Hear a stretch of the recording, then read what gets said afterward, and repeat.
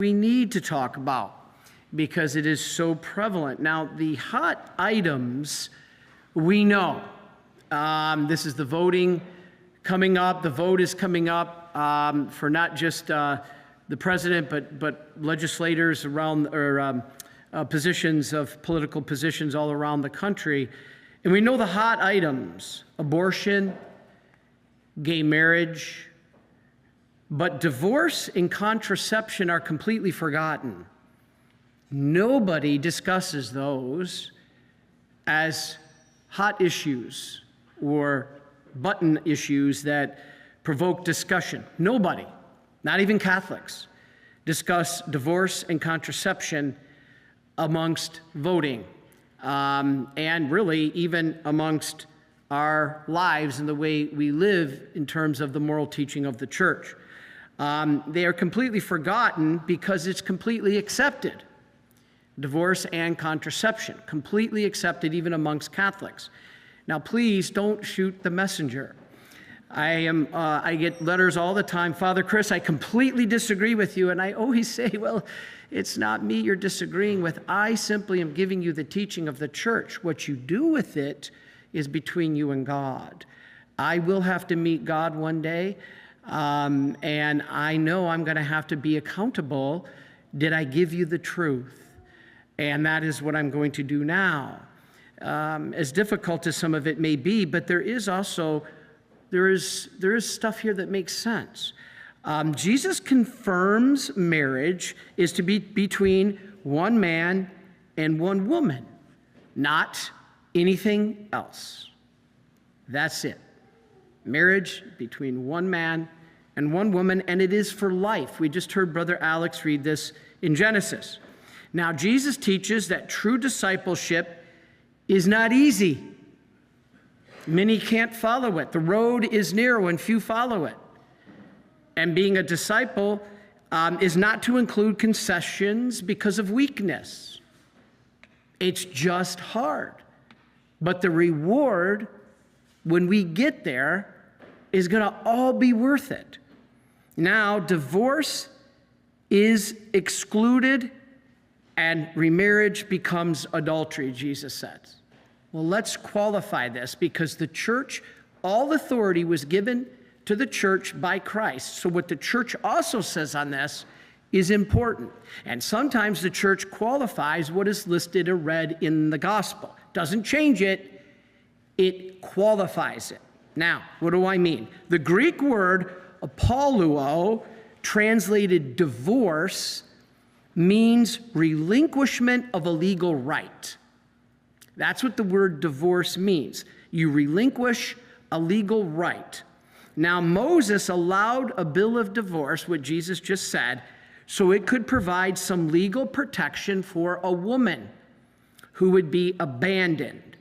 Her husband needed to relinquish his right to her so that now another man could be free to marry her and take care of her. That's the way it was in the ancient East. Now, so he is not really saying divorce is just unconditionally acceptable. He's not saying that. He is saying it was an unfortunate concession. Okay, let's unpack this, as Father Kaz says. Jesus restores to its original purity the dignity of man and woman in marriage that was at creation. Jesus refers to this.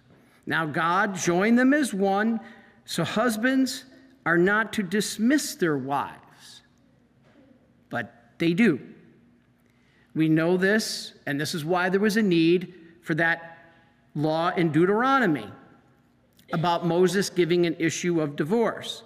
Now, verse 9 in the passage we just read says, though, what God has joined, let no man put asunder. So based on this verse and the catechism of the church, we can surmise that divorce in and of itself on one of the two parties, or maybe both, is sinful in and of itself. Now, there may be an innocent. One of the two parties may be innocent and not sinning. The other party may be guilty of the sin, but one of the two or both in every divorce is guilty of sin. There may be an innocent victim, one of the spouses, so therefore they are not guilty. Let's look at this. So last night I was going through the Catechism of the Church and my notes from seminary, because I took marriage and canon law. So I've been educated in this. And I also pulled out the Code of Canon Law. Let's start with the Catechism, okay, 23. Now, a few weeks ago I said I gave a homily on marriage, but in that talk, don't say, well, Father, you're just repeating what you said a couple weeks ago. No, on that talk, homily, I told you what makes a valid marriage. If the marriage that you're in is sacramental, if it's valid. And now we're talking about the church teaching on divorce. So 23, 84, and 85 of the Catechism says, divorce is a grave offense against the natural law. It is immoral also because it introduces disorder into the family and into society. This disorder brings grave harm to the deserted spouse and to children traumatized by the separation. Then, contracting a new union adds to the gravity of the rupture, permanent adultery. Again, this is just giving you church teaching, which is my responsibility as a priest. Now, the next catechism, 2386, says, it can happen, however, that one of the spouses is the innocent victim of a divorce decreed by civil law. This spouse, therefore, has not contravened the moral law. I point to my sister, who was abandoned by her husband, was leading a double life, had an affair, walked out on her. Is she guilty of sin because of the divorce? He asked for the divorce. He wanted it. He carried it up. No, she's not guilty. There is a considerable difference between a spouse who has sincerely tried to be faithful to the sacrament of marriage and is unjustly abandoned, and one who through his own grave fault destroys a canonically valid marriage. So the church is expanding on the words of Jesus here, which she has the authority to do. So both parties may be guilty of the sin, or only one party may be guilty, but somebody is. Then 2383, going back, says, if civil divorce remains the only possible way of ensuring certain legal rights, the care of children, or protection of an inheritance, divorce can be tolerated and does not constitute a moral offense. Now, I was surprised when I took my marriage and canon law class that those are the only three they list. One is it can be allowed if protecting certain legal rights, such as 1, the care of children, or 2, the protection of inheritance, or 3, the protection of certain legal rights. I was surprised, only giving 3 reasons for divorce to be, this is very limited in scope, it appeared to me. What about abuse? What about a spouse that is enduring abuse? The church does not expect you to put yourself in danger. The church does not command you to remain in a physically dangerous relationship with an abusive spouse that could harm you. So I went to canon law. I couldn't find it in catechism. So I kept my canon law book, and I found it in canon law. This is what I want to share with you. Canon law suggests separation first, with permission of your bishop, which can help to maintain the marriage bond at first. The hope is that the spouse will change. Now, you might be laughing at that, but it can happen with the grace of God. The hope is that the spouse will change after there's a separation and reconciliation might be possible. So these situations don't always need to end in divorce. The divorce primarily happens when, after the separation and other consequences, the abuser remains unwilling to change. This can be an indication that there was an impediment to having a sacramental or valid marriage in the first place, like I talked about a couple weeks ago, which would allow the spouse who had to leave to be separated to apply for an annulment. Now remember, divorce is not necessarily the sin. Marriage without an annulment, remarriage without an annulment, is the sin. So even if you're not guilty and you don't bother to get an annulment and you remarry, now you are morally culpable. Okay? So we don't hear this from the pulpit very much. I'm probably getting myself in big trouble here. But again, I got to give you the truth, because I will go before God and be accountable. Were you a shepherd? Did you shepherd my sheep? And I'm trying. So, Code of Canon Law, paragraph 1153, states, a spouse who occasions grave danger of soul or body to the other or to the children. Okay, so now you have one of the spouses who is putting a body or soul of their spouse or children in grave danger, or otherwise makes the common life unduly difficult. Unduly, that just doesn't mean, well, we don't get along much. Unduly difficult, provides the other spouse with a reason to leave. Now, it doesn't say divorce yet, to leave. That's the separation. Either by a decree of the bishop, so it would be best to get bishop's permission in your diocese, or if there is danger, immediate danger in delaying, you have the authority yourself to leave. But that's a separation, and you pray that it can still be reconciled. Now, the canon goes on to state that once such a danger has passed, so maybe the spouse was intoxicated that evening, and you had to leave with the children.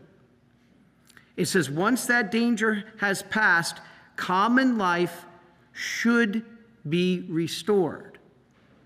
So if it's possible. Canon law says it is best to give permission for a separation, but it really doesn't mention divorce. Permission for divorce. So back to the catechism. The catechism says if this doesn't work, then divorce, such as to protect legal rights. So how does this reconcile with Matthew and Mark, who talk about this? Matthew says that you can't divorce other than unchastity, and people took that always to mean that your spouse is unfaithful. Actually, that's not what unchastity means when you go back to the original Greek. Unchastity in the original Greek means invalid marriage, not adultery. So that should be, you should be splitting from the person anyway, because the marriage was invalid. So I want to finish. I got so involved in this in seminary, I did a paper on it. And I did a paper on Mark 10, which happens to be this passage. So Mark 10, verse 2 through 16. I actually did a paper on this in seminary. I want to read you one small paragraph to finish. So this is what I wrote, my goodness, many years ago. Since hardness of heart and human weakness continues, even within the Christian community, it seems that the possibility of divorce is allowed to continue, but always with the recognition that it is not, always with the recognition that it is only necessary because of human failure, and never as an automatic right, to be justified as a Mosaic command. Does this mean that Jesus declares Deuteronomy 24, 1 through 4 invalid? No. It was designed to control abuses of divorce and protect the victims, mainly the wives. Properly applied, it can still have that function today. But the true impact of Mark 10, verses 10 through 12, which we read, is to shift the focus away from divorce and what allows divorce, like Deuteronomy 24, and shift the focus back to the marriage texts, such as Genesis 2:24. Interesting. That is what I put in my paper. So the bottom line is, instead of going to Jesus and saying, when and how can I divorce? Jesus is saying, let's refocus. Let's not focus on the legalities of the divorce, but let's focus on the beauty of the marriage and how we can make it work. Again, the church does not ask you to remain in a dangerous situation. The church does not say you have to be traumatized and tormented. But the church does say you have to give everything to try to make it work. And if then, and you are a victim, you have not contravened the moral law. The reason I bring this up is because 50% of Catholics have been divorced. Our percentage is exactly the same as regular society. Regular society is 52%, and Catholics are 51%, I think. And so let us take these words to heart. And I'm going to be offering this Mass today for all of those marriages, you here at the shrine, you listening on the live stream, that God's grace will somehow work its way into both of your hearts. Remember, on our own, we can't do it. But with God, all things are possible. Don't dismiss the possibility that God's grace can get in there and fix even the biggest of broken relationships. Don't mean to force somebody or anybody into danger, but we first pray to reconcile. What God has brought together, let no man separate. Let us take those words to heart and then listen to the church as she explains it so that we can understand. God bless you.